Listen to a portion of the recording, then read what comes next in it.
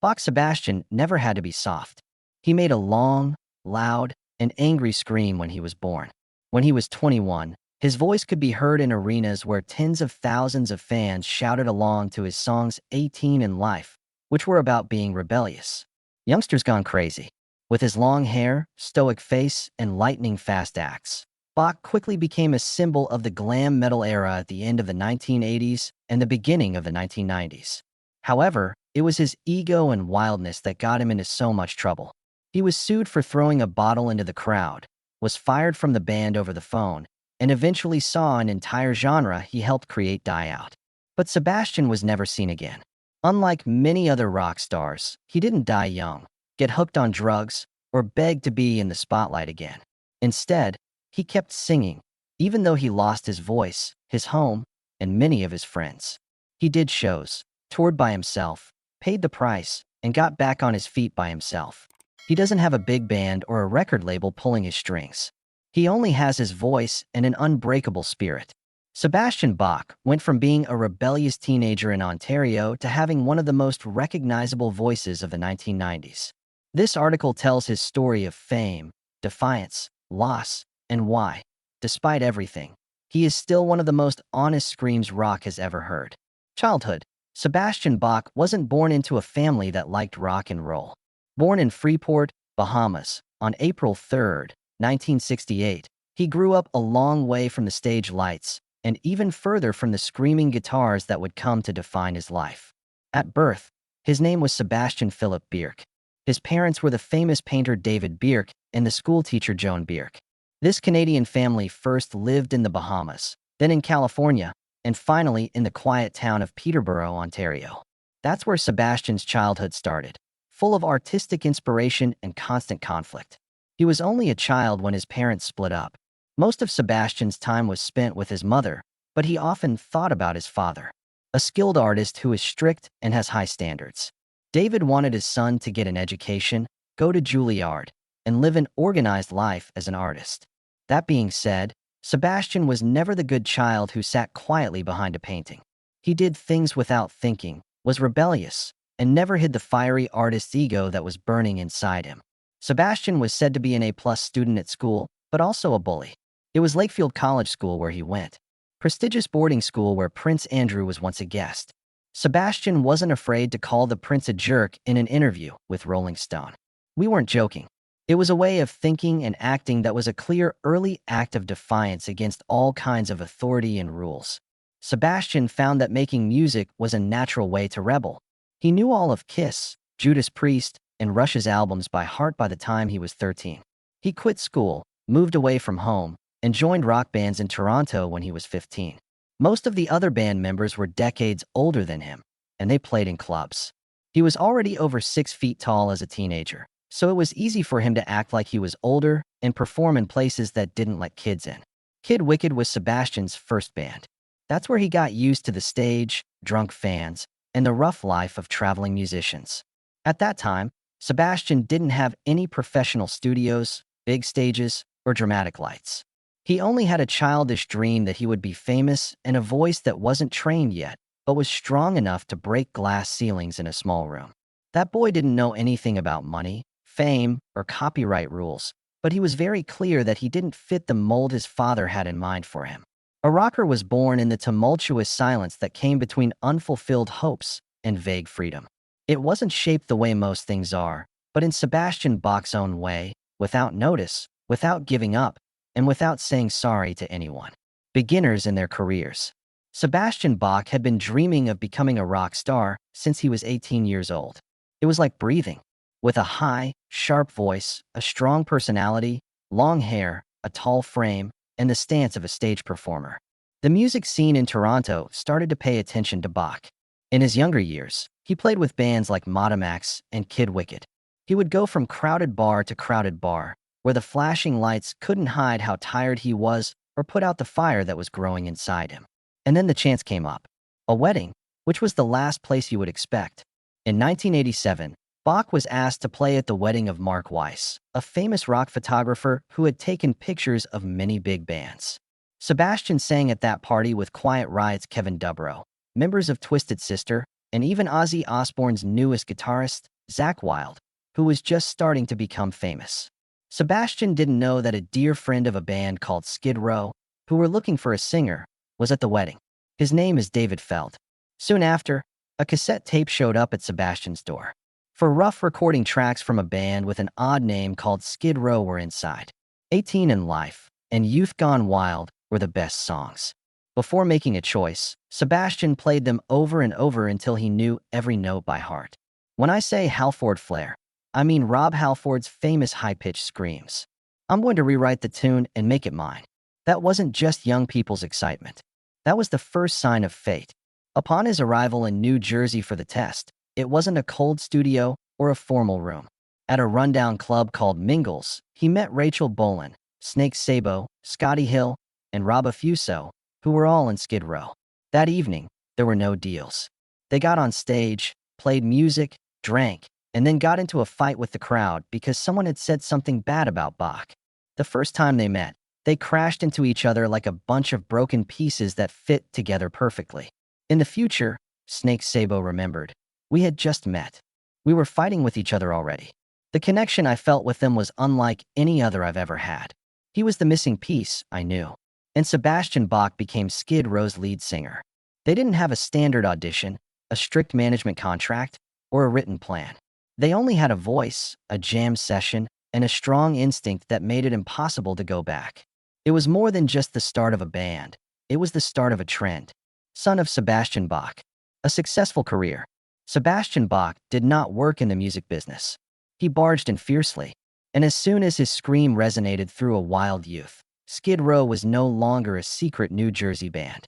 As a sound, they made a statement, mixing hard rock, punk attitude, growling metal, and raw defiance. Additionally, Bach had the sharpest voice in the band, cutting through the air like a blade. When their first record, Skid Row, came out in 1989 and was produced by Michael Wagoner, it was like 3 bombs going off at once. Going Wild as a Teenager, 18 in Life, and I Remember You. The 3 songs all made it onto the Billboard Hot 100, but they all had a different shade of Bach's personality. One was dangerous, one was scary, and one was so sweet it broke my heart. One thing was made clear by them all. There was more to this guy than just his screaming. This musician knew how to get people to pay attention. Soon, big bands like Bon Jovi, Aerosmith, and finally Guns N' Roses asked Skid Row to open for them. But while many bands of the time were overshadowed by the main acts, Bach's crazy energy and raw charisma helped Skid Row start turning support spots into their own stages. Bach didn't just sing on tour. He ran, jumped, screamed, cursed, and threw bottles, and he didn't care what happened. Their best work was on their second record, Slave to the Grind, which came out in 1991. Radios could no longer pick up this Skid Row. It was darker, heavier, more personal, and bluntly honest. It was clear that the band wasn't afraid to go deep into themes like addiction, lying, and faith failing through songs like Wasted Time, Quicksand Jesus, and Monkey Business. Because it had such heavy songs, Slave to the Grind was the first hard rock album ever to go straight to #1. At the time, it beat NWA, Nirvana, and everyone else in the running for #1 on the Billboard 200. Astonished even Sebastian Bach. Behind the scenes, though, problems were starting to show while the crowd cheered for economic success. Sebastian had become too famous. In fact, he was so famous that the media linked Skid Row more to Sebastian than to the band itself. People will remember Bach more for his rash interviews, rude comments, and the offensive signs he waved on stage. The guitarist and co-founder, Rachel Bolan, once lied and said, "People would ask me what a song meant, and Sebastian would go on stage and say something that made no sense at all. Sometime later, I felt like someone was taking away my voice." Sebastian Bach's voice, face, and spirit gave Skid Row everything they needed to go off. It made everything burn hotter, faster, and more dangerous, though. No longer were they just a band trying to get famous. They turned into live symbols of rebellion, stained with blood and tears and full of consequences. It was the high point that every band hopes for, but it was also the beginning of the end. But none of them stopped to think about the end at the time. They sang, burned, and lived as if tomorrow would never come. Sebastian Bach kept going up and up, like a rocket, screaming louder. and setting every barrier in his way on fire. "I don't need to do anything to stand out," Sebastian Bach said one time. "All I do is sing, and things happen." But it's not always easy to pay to stand out. After Slave to the Grind brought Skid Row to the top of their popularity, cracks inside the band started to get bigger. They smoldered like smoke under the stage until one day everything went off. In December 1989, there was a sudden accident that was the first point in a long line of bad luck. A fan threw a bottle at Bach, who was opening for Aerosmith. It hit Bach in the head. Then, without thinking, he threw it back, and the glass hit an innocent concertgoer in the face. The girl got hurt, and her family sued Bach. He was given 3 years of probation, but he recognized it more clearly than anyone else. "I gave them all the money I had ever made." His fame didn't come with cheers this time. Instead, it came with a verdict and a punishment. And it was the first time that the brightness couldn't hide what really happened. Sadly, the storm did not end there. While Skid Row was still on tour, something started to freeze up in the band. The group's main author, Rachel Bolan, thought that Bach's public image was taking away from the music. In response, Bach wanted to write more. They wanted to make the band louder and more aggressive, but they didn't want to change Skid Row's original style. Two people who used to be the band's backbones looked at each other like their worlds didn't fit together. Boland admits, "If I didn't fake a smile, I would have walked off stage a long time ago." He was talking about the times Bach told rude jokes or made up stories about songs he hadn't written. Also, things were changing in the music world. When Nirvana released Nevermind in 1991, it was the start of the grunge wave that pushed all the flashy metal bands into the background. When Skid Row was a glam metal star, all of a sudden they stopped being cool. MTV turned around and left. They were no longer covered by magazines.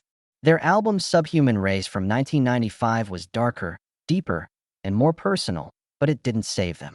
That was its highest point. The Billboard article about Kurt Besch. Fewer walks were offered. On an old tour bus, the 7 people who were left on the crew slept. 3 limousines were ours. One angry member told Spin magazine, "Now we wait for a hotel shuttle." It ended with a small, devastating blow, like so many rock deaths do. Later in 1996, Sebastian Bach suggested that they go on tour with Kiss as opening acts. The other people said no. They thought that Skid Row should no longer open for other bands. Personalities began to clash, and the last straw was a message Bach left on Snake Sabo's answering machine on Thanksgiving Day. It was full of hurtful, offensive words. Snake had only one thing to say after hearing it. "That guy is no longer in my band of choice." His job at Skid Row was canceled 2 days before Christmas that year. There was no message, goodbye, or nice words. At the end, there was just a phone call. Although Sebastian had led his band to success, he didn't yet know that the big shows would not welcome him back like they had in the past. Alternative rock was now played on MTV. It was all about Kurt Cobain in the magazines.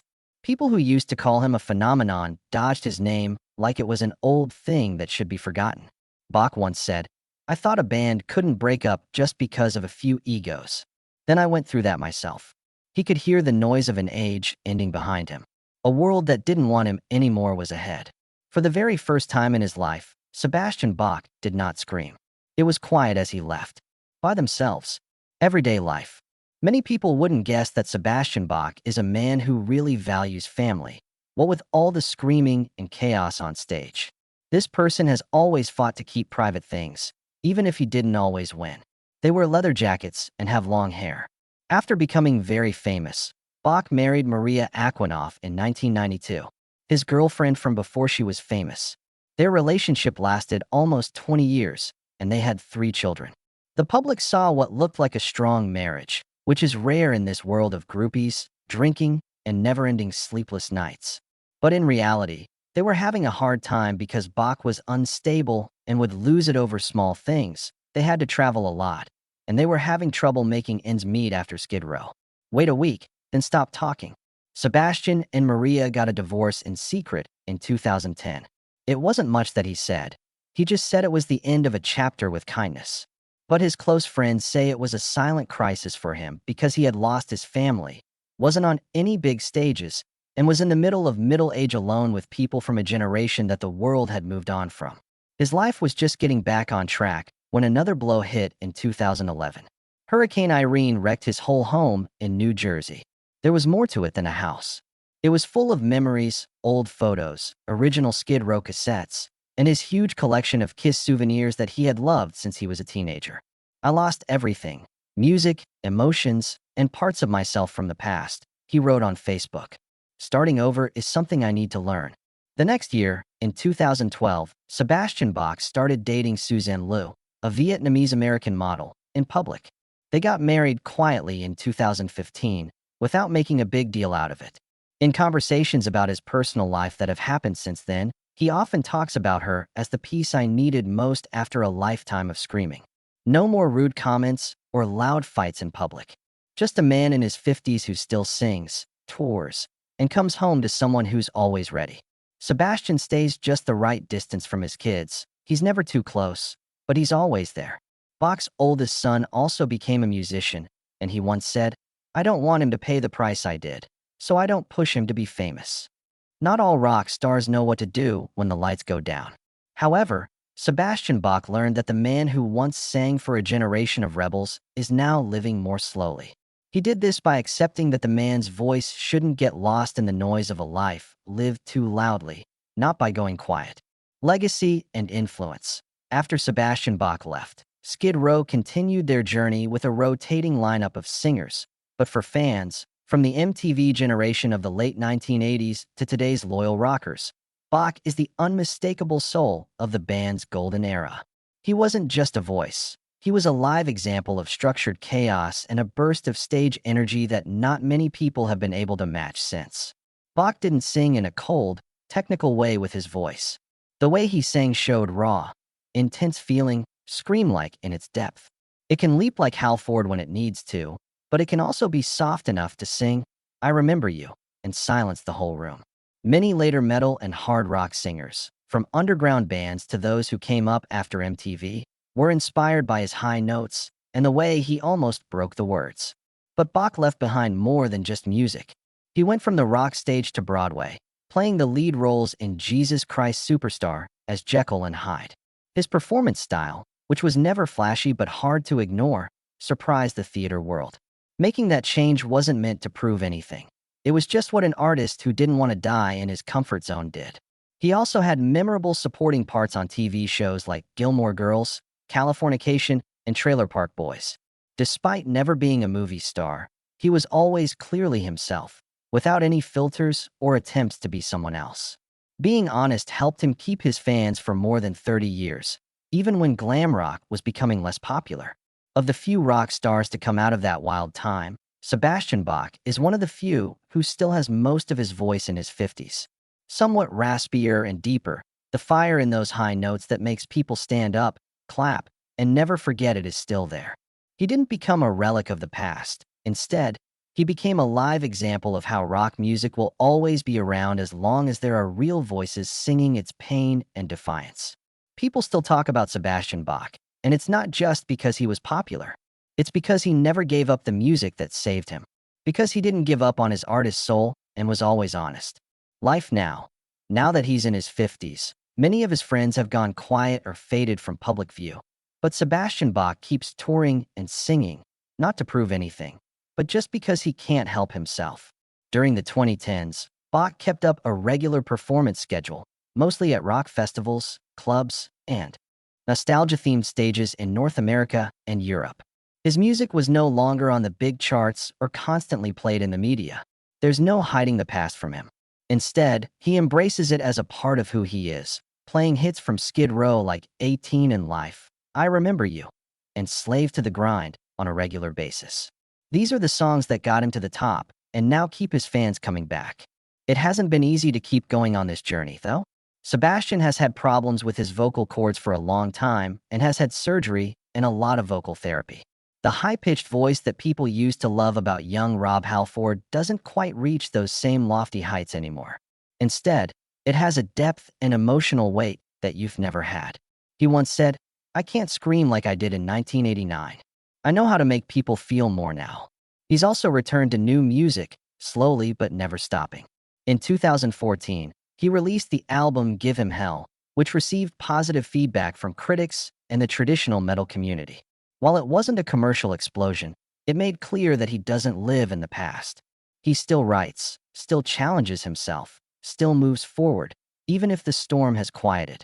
Beyond music, Bach remains creatively active, starring in Broadway productions, Jekyll and Hyde, Jesus Christ Superstar, appearing in TV series, Gilmore Girls, Trailer Park Boys, and guesting on reality shows and late-night talk shows. Though he occasionally retains that wild streak in his public persona, it's clear today's Sebastian Bach is more grounded, more in control, a rocker who once burned bright and now burns steadily. In 2024, Bach announced he was recording a new album, marking over 35 years since audiences first heard his voice echo through massive crowds. He's appeared at nostalgic events like Monsters of Rock Cruise, M3 Rock Festival, and still receives thunderous love from the generation that grew up with him. But perhaps the most touching part is how he neither denies his past nor lives stuck in it. When asked if he'd ever reunite with Skid Row, Bach responded candidly, "That door was never locked. But if I had to choose between reuniting and being myself, I'd still choose this voice. Even if it's a little raspy, it's mine." Sebastian Bach's life today isn't loud, scandalous, or stadium-sized anymore, but it holds peace, freedom, and above all, a man still standing tall with the very voice that once lifted him, once broke him, and ultimately kept him in this world. Sebastian Bach is no longer the lanky kid belting out Youth Gone Wild with flowing hair and defiant eyes. But his soul, that wild, fiery, unrelenting spirit, remains fully intact after more than 3 decades, now shaped by scars, by time, and by the kind of falls only those who've lived it can truly understand. He once had it all: fame, fortune, worship, and then lost it all. Bandmates, a home, a voice nearly beyond repair. But at every crossroads, instead of begging to return to the spotlight, Sebastian chose the harder path, to keep living as a real person, unpolished, unfiltered, uninterested in chasing trends. He didn't become the symbol of a dead genre. He became the survivor of an entire era, not by hiding from it, but by never abandoning what he believed in. In a musical world that grows slicker, more digital, and more disposable by the day, Sebastian Bach is a raw, honest heartbeat. He doesn't scream for attention anymore. He sings to remind us that rock, if it's not real, is nothing at all.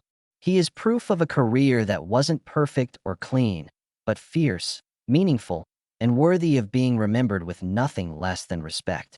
And whether or not Skid Row ever reunites, whether or not radio stations still spin those 90s anthems, one thing's for certain. Every time a guitar kicks off 18 in life, people will remember him. The man who lived, burned bright, and never apologized for being exactly who he was. What do you think about Sebastian Bach's stormy yet proud journey? Which of his songs defined your youth? Share your thoughts in the comments below, and don't forget to hit like and subscribe to keep exploring the living legends of rock with us. Thanks for watching. See you in the next video.